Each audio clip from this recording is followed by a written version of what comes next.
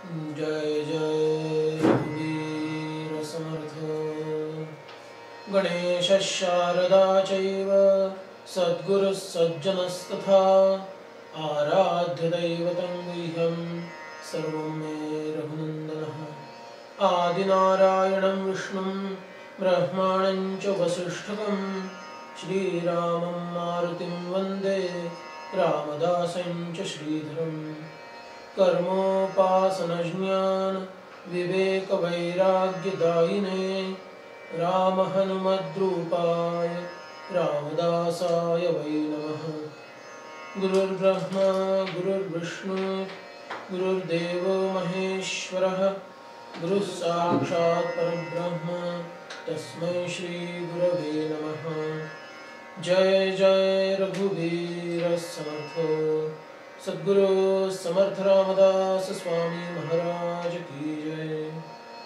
तुम्ही श्रोते जगदीश मूर्ती तेथे माझी वित्पत्ती किती बुद्धिहीन अल्पमती सलगी करीतो श्रीराम। जय जय रघुवीर समर्थ। ओम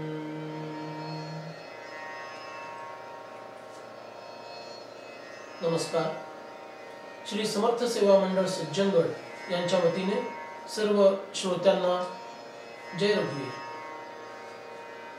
गेल्या प्रवचनामध्ये आपण श्री सद्गुरुदेवांच्या अत्यंत महत्त्वाच्या अशा लक्षणाचं चिंतन करण्यास प्रारंभ केलेला आहे। ते चिंतन आणि ते लक्षण काय आहे? पहिलं प्रथम लक्षण जर सद्गुरूंचं काही असेल तर ते म्हणजे आत्मज्ञानवान। तीच व्यक्ती स्वतःला सद्गुरू म्हणून घेण्यास पात्र आहे की जी स्वतः आत्मज्ञानवती आहे। त्या व्यक्तीलाच सद्गुरू म्हणून घेता येईल की जी व्यक्ती आत्मज्ञानवती आहे, ब्रह्मज्ञानवती आहे। केवल द्वैत वेदांतानुसार आत्मज्ञान आणि ब्रह्मज्ञान यांच्यात भेद नाही। आणि ते पाहताना आपण हे पाहिलं होतं की आत्मज्ञान म्हणजे काय?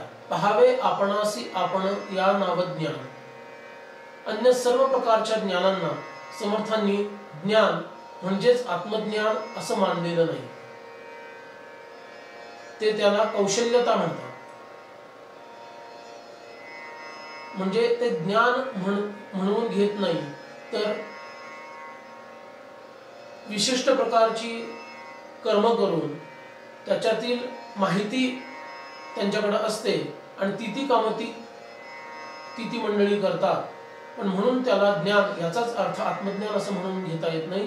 तर आत्मज्ञान म्हणजे मी आत्मा आहे आणि आत्मा ब्रह्म आहे। आपण एक महावाक्य पाहिलं होतं, प्रज्ञानम ब्रह्म। प्रज्ञान हेच ब्रह्म आहे हे श्रुतींचं सांगणं आहे। हे ज्याला अनुभवाला येतं, फक्त बुद्धीला पटतं असं नाही, याचा अखंड अनुभव ज्याला असतो त्यालाच ज्ञानी म्हणायचं आणि तोच सद्गुरू म्हणून घेण्यास पात्र आहे, अन्य कोणीही नाही। त्यामुळं हे ज्ञान काय आहे आणि ते ज्ञान सद्गुरू कसं प्रक्षेपित करतात, संक्रमित करतात, हेही आपण पाहिलं होतं एका उदाहरणा माध्यमातून। त्याच्याबद्दल थोडा उहापोह करूया। थोडा तरल विषय आहे, वेदांताचा विषय आहे, त्यामुळे थोडं लक्षपूर्वक श्रवण करूया। म्हणजे सद्गुरुदेव काय आहेत, कोणत्या अवस्थेत असतात आणि आपल्यालाही ते ज्ञान कसं प्रदान करू शकतात, त्यामुळं आपण सुद्धा प्रगल्भ होऊ शकतो हे आपल्या लक्षात येईल। सद्गुरु स्तवनामध्ये समर्थांनी म्हटलंय की सुवर्णे सुवर्ण करिता नाही। सुवर्णाला दुसरं सुवर्ण बनवता येत नाही, ते सुवर्णच राहतं। स्वतः दुसऱ्याला सुवर्ण त्याला बनवता येत नाही। कोणत्या सुवर्णाला? परिसाचा स्पर्श झालेल्या लोखंडापासून जे सोनं बनलं त्या सोन्याला दुसऱ्या लोखंडाचं सोनं बनवता येत नाही। पण सद्गुरूंचं तसं नाहीये। ते स्वतः सद्गुरू असतात आणि आपल्या शिष्याला आत्मज्ञानाचा त्याच्या बुद्धीला स्पर्श करून देतात आणि त्यालाही सद्गुरू पदापर्यंत चढवतात. म्हणून आपण सुद्धा जर सद्गुरूंना शरण जाऊ तर आपल्याला सुद्धा तेच आत्मपद ते द्यायला तत्पर आहेत. फक्त माझी शरणागती 100% असली पाहिजे. हा तो प्रधान भाव आहे. आणि ते आत्मज्ञान काय आहे हेच आपण आता पाहणार आहोत की मी आहे ह्याचा अनुभव सगळ्यांनाच आहे. समजा जगातील सर्व व्यक्तींनी असं ठरवलं की मी अस्तित्वात नाही असं म्हणायचं, सर्व लोकांनी तात्पुरतं असं समजूया की कुठल्या तरी विशिष्ट सामर्थ्यानं त्यांनी किडा मुंग्यांना सुद्धा ते बोलण्याचं सामर्थ्य आणून दिलं, झाडांना वेलींना पण ते सामर्थ्य आणून दिलं. एवढंच नव्हे तर या भिंती दगड माती या सगळ्यांना ते सामर्थ्य आणून दिलं आणि या सर्वांनी सांगितलं की मी अस्तित्वात नाहीये, म्हणजे तू नाहीयेस, तुला अस्तित्व नाहीये असं जरी सगळ्यांनी सांगितलं तरी सुद्धा त्यांच्या म्हणण्यावर मी विश्वास ठेवेन का? कदापि शक्य नाही. कारण माझा अनुभव आहे की मी आहे. त्यामुळे इथं प्रत्यक्ष प्रमाणाला महत्व आहे, दुसऱ्यांच्या सांगण्याला महत्व नाहीये. माझा तो साक्षात जर अनुभव असेल की मी आहे तर दुसरे कित्येक लोक जरी मला तू नाही असं म्हणत असतील तरी मी त्याच्यावर विश्वास ठेवणार नाही. यालाच अस्तित्व म्हणतात. बीइंग, असणं, सत. सत हा विषय आपला पूर्वी झालेला आहे. हेच ज्ञान म्हणजे सत म्हणजे मी कोण आहे हे कळून घेणं फार महत्वाचं आहे. त्यालाच आत्मज्ञान म्हटलेलं आहे. ह्या सगळ्या ज्या आकृतीमध्ये मी कोण आहे हे कळलं पाहिजे की हे सगळंच मी आहे. म्हणून मागच्या प्रवचनामध्ये आपण असा उल्लेख केला होता की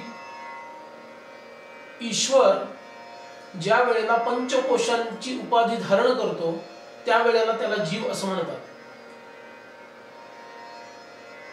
आणि ब्रह्म ज्या वेळेला मायोपाधी धारण करतं त्यावेळेला त्याला ईश्वर असं म्हणतात. म्हणून जीव ब्रह्मैव नापरः याचं आपण जेव्हा चिंतन केलं होतं त्यावेळेस आपण असं म्हटलं होतं की जीवच हा ईश्वर आहे आणि ईश्वर हाच ब्रह्म आहे, म्हणजे जीव हा ब्रह्म आहे. अ बरोबर आ बरोबर ई असेल तर अ बरोबर ई हे आपण गणितामध्ये शिकलेलो आहे. तद्वतच जीवच जर ईश्वर असेल, जीवानी जर कोशांची उपाधी सोडली तर तो ईश्वर आहे आणि ईश्वरानं जर मायेची उपाधी सोडली तर तो ब्रह्म आहे. याचाच अर्थ जीव हा ब्रह्म आहे. म्हणून जीव ब्रह्मैव नापरः हेच ज्ञान, याला अद्वैत ज्ञान किंवा आत्मज्ञान असं म्हटलेलं आहे. समर्थ हे केवळ अद्वैत वेदांती असल्यामुळं त्यांनी यालाच आत्मज्ञान म्हटलेलं आहे. आणि हे आत्मज्ञान म्हणजे खरा मी तो आहे. आता अनेक कोशांमध्ये स्वतःला जो विभागलेला मानणारा जो कोणी मी आहे, उपाधियुक्त मी जो कोणी आहे तो खरा मी नाहीच. तर आत्मा जो आहे तोच खरा मी आहे हे समजून घ्यायला पाहिजे. याचं थोडं आपण चिंतन करणार आहोत. हे पंचकोश काय आहे, काही उदाहरणं पाहू आणि ते मी कसे नाही हे आपण पाहणार आहोत. पंचकोश याचा अर्थ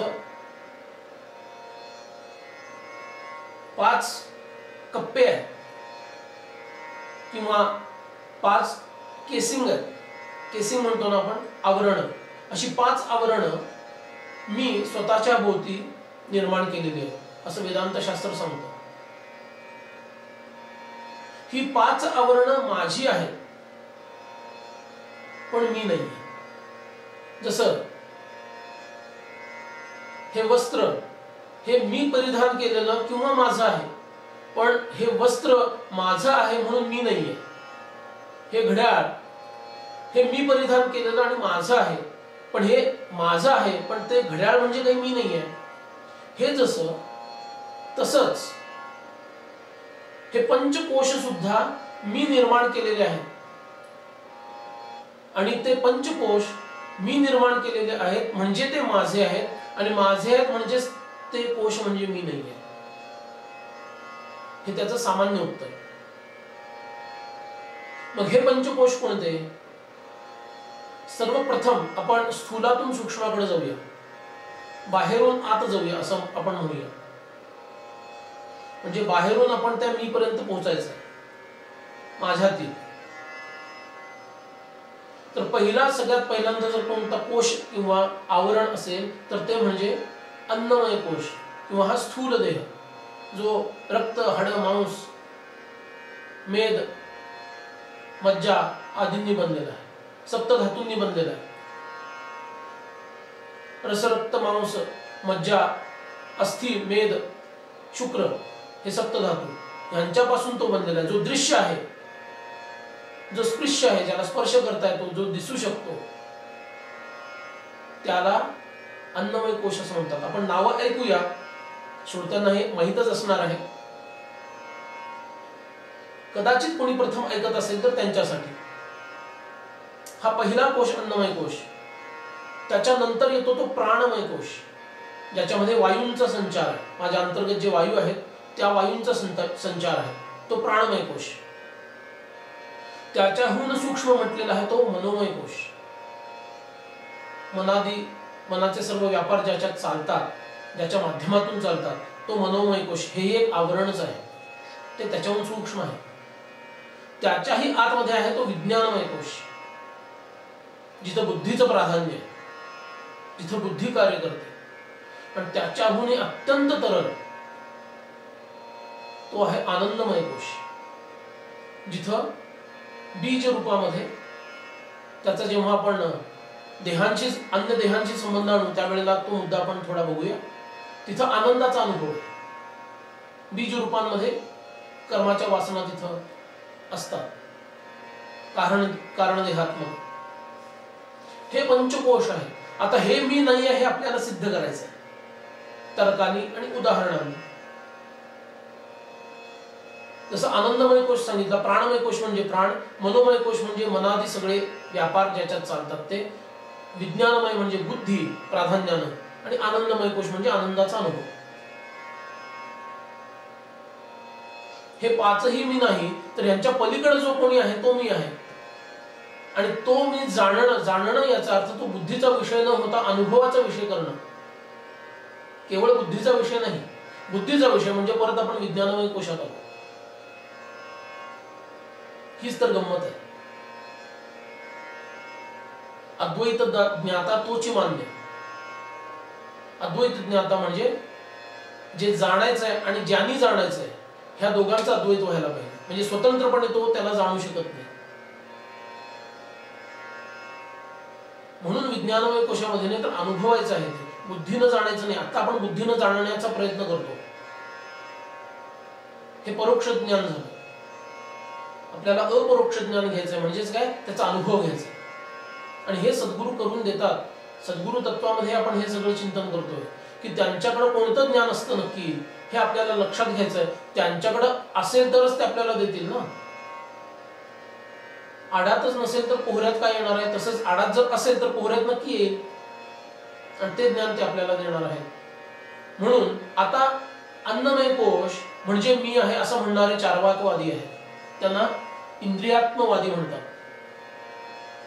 आत्मा शब्द जो आहे, आत्मा या शब्दाचा अर्थ आत्ताच आपण वाचलेला घ्यायचा नाहीये, आपल्याला ते सिद्ध करायचं.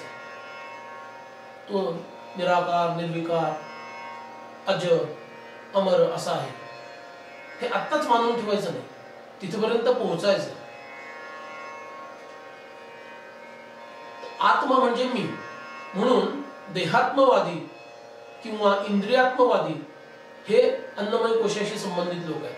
त्यांचं काय म्हणणं आहे की इंद्रियांचा उपभोग, इंद्रियातूनच आपण विषयांचा उपभोग घेतो, आणि त्या इंद्रियांमुळेच तो उपभोग घेत असल्यामुळं शब्द, स्पर्श, रूप, रसगंध यांचा उपभोग घेणं आणि ही सगळी ज्ञानेंद्रियांशी संबंधित असलेल्या गोष्टी आणि कर्मेंद्रियांशी संबंधित असलेल्या गोष्टी, पाय, हात वगैरे या माध्यमातून ते कर्म करणं. हात, पाय, वाणी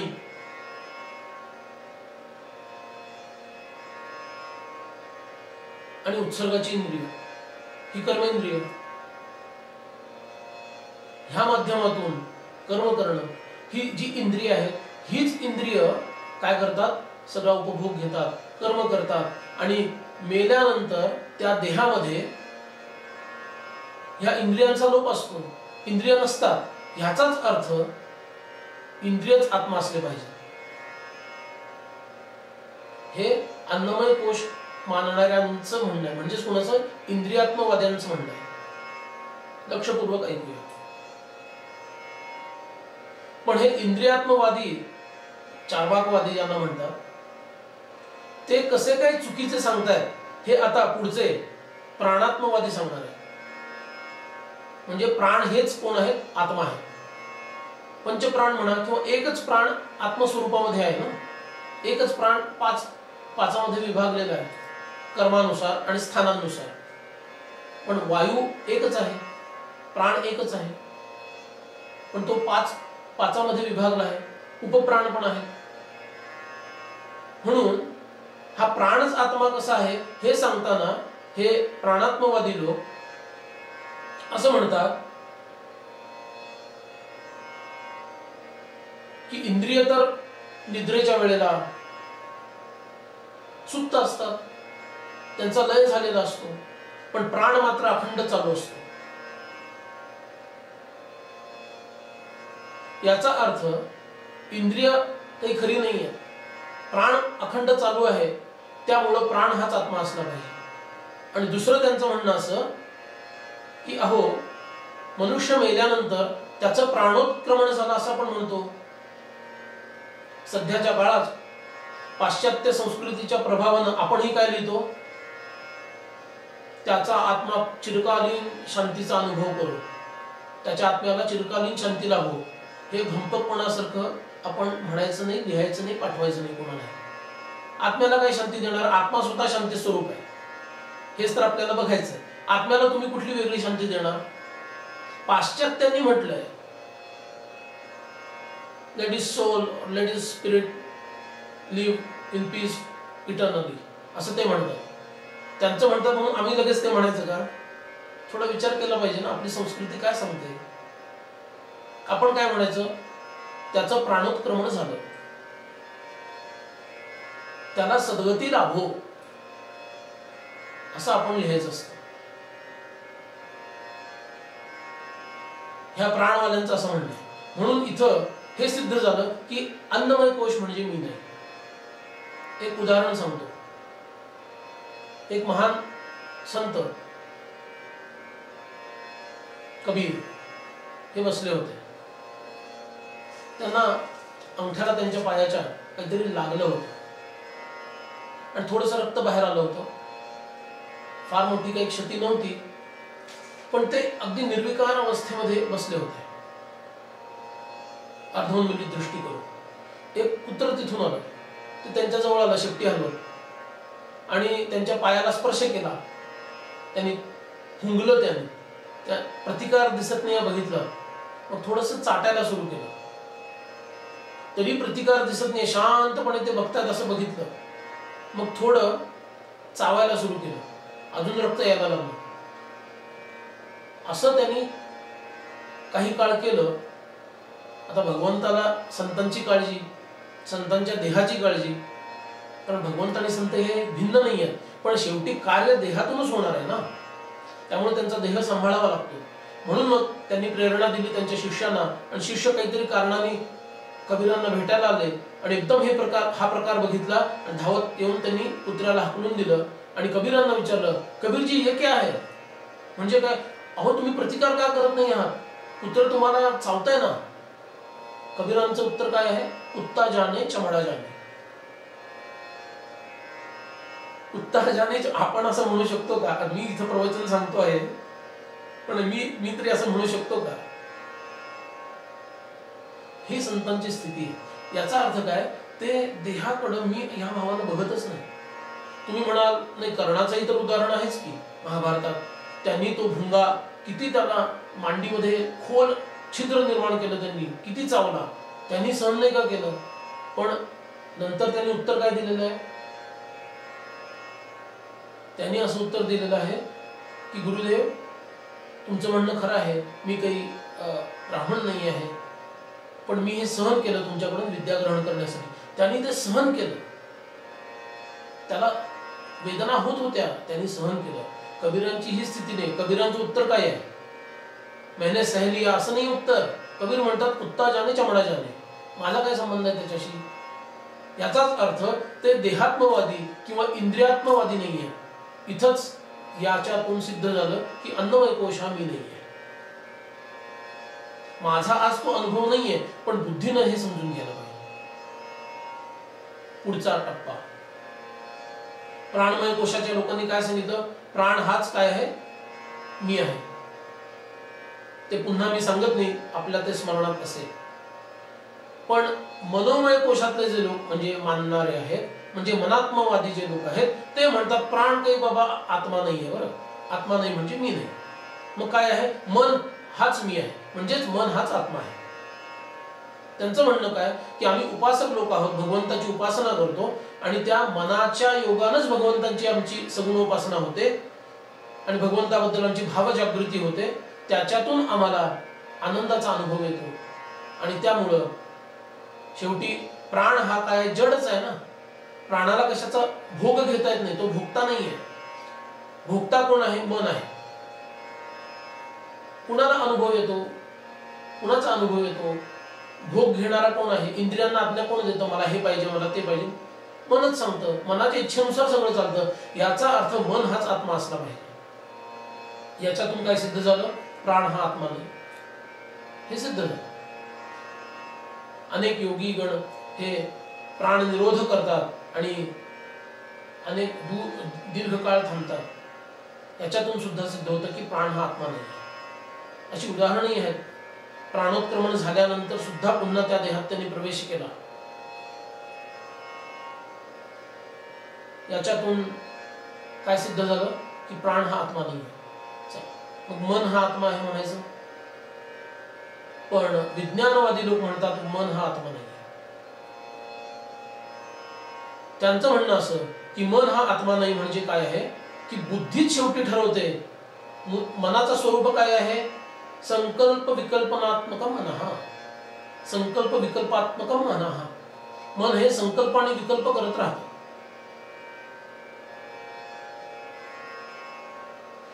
निर्णय कोण घेतं? बुद्धी घेते. ज्ञानाचं स्थान कोणाकडे? बुद्धीच निर्णय घेत असल्यामुळं यथार्थ ज्ञान होतं एखाद्या वस्तूचं. याचाच अर्थ बुद्धी काय आहे? बुद्धीच आत्मा असली पाहिजे असं ठरवलं.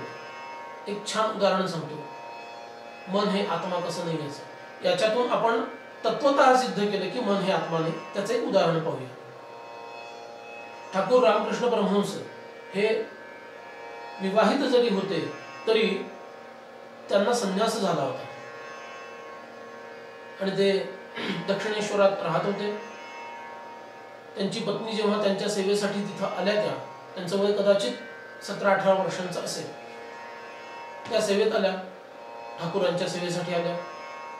ठाकूरांनी विवाहपूर्वी केला असल्यामुळं आणि त्यांचा भगवत भाव बघून त्यांना जवळ ठेवून घेतलं आणि हे दोघं जण एकाच कक्षामध्ये रात्री निजत असत.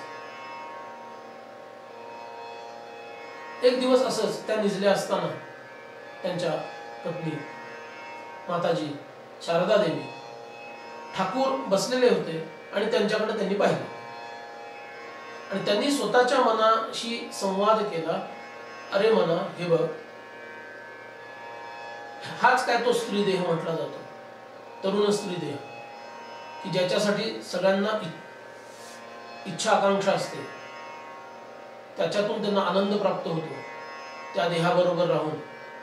तू स्वतःला मोठा महाराज समजतोयस म्हणून मनातली लपलेली इच्छा व्यक्त करून का घेत नाहीस?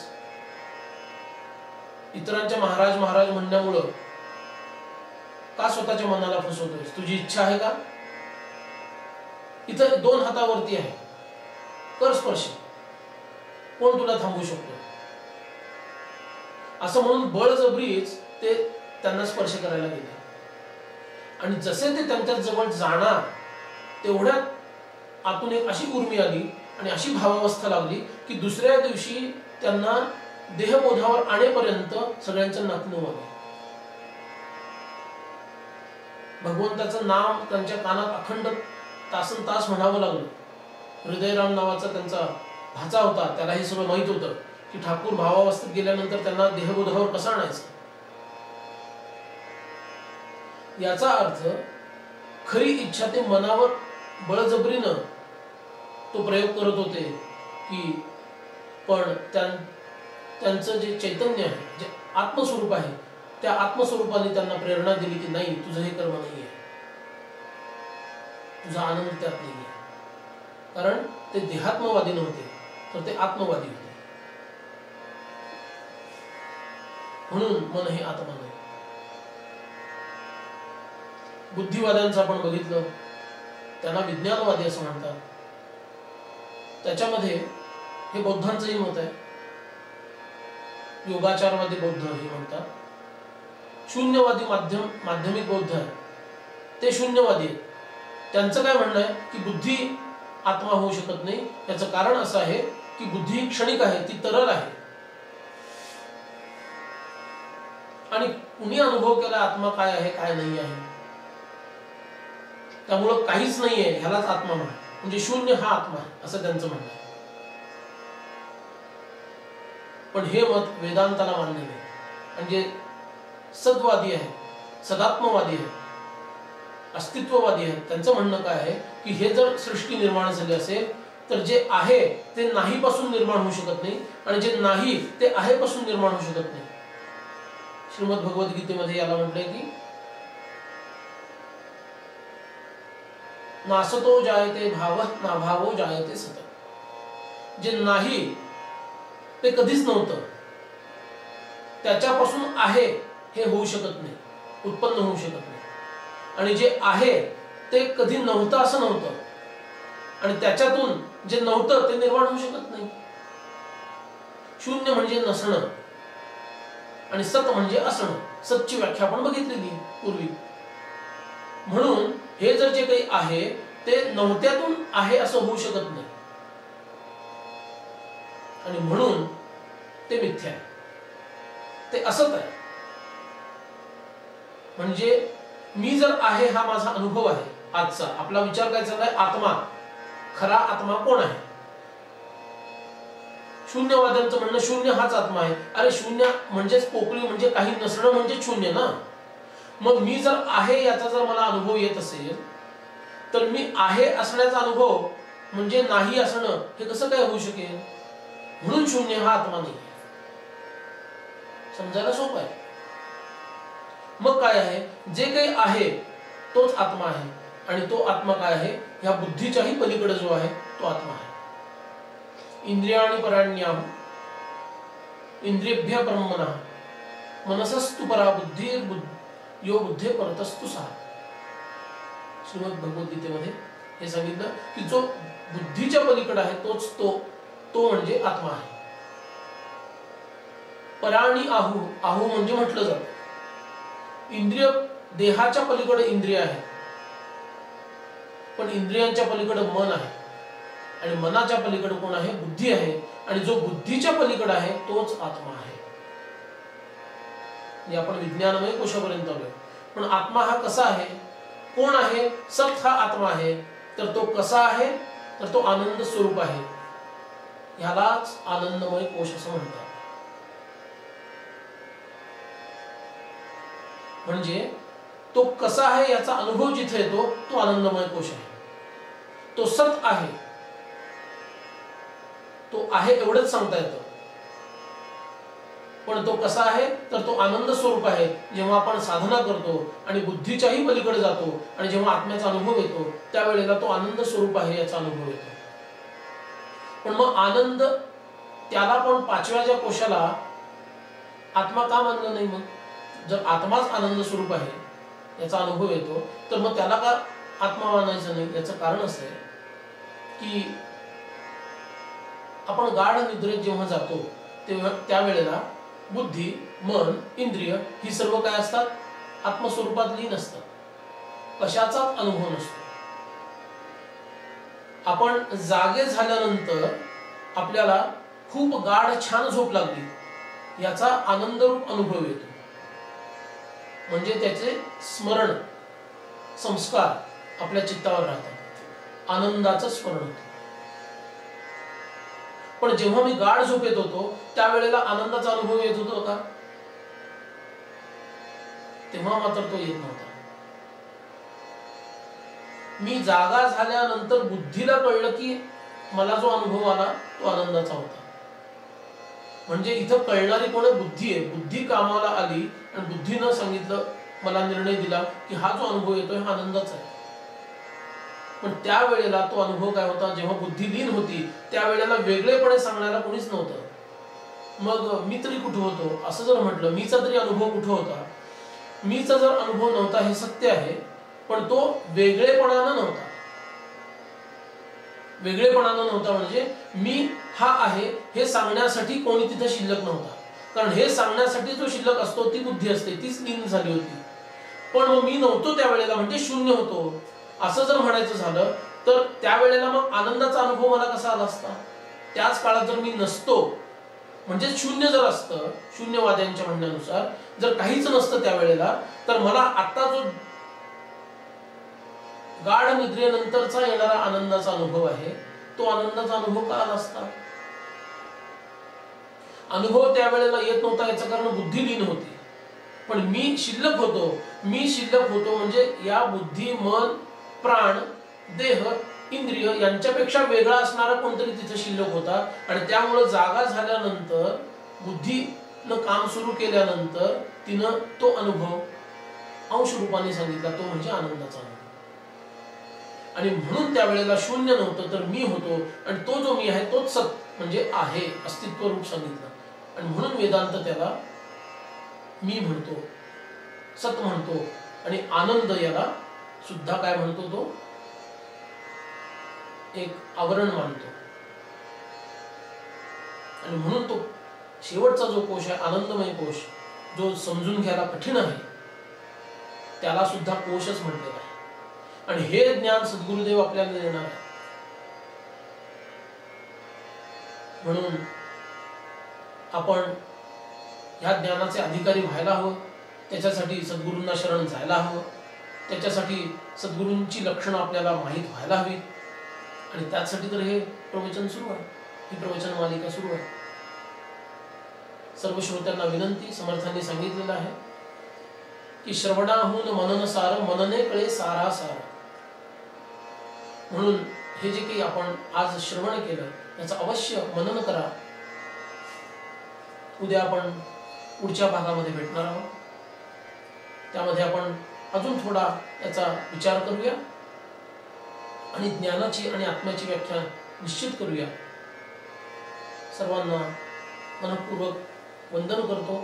माझ्या वाणीला विराम देतो. जय जय रघुवीर समर्थ.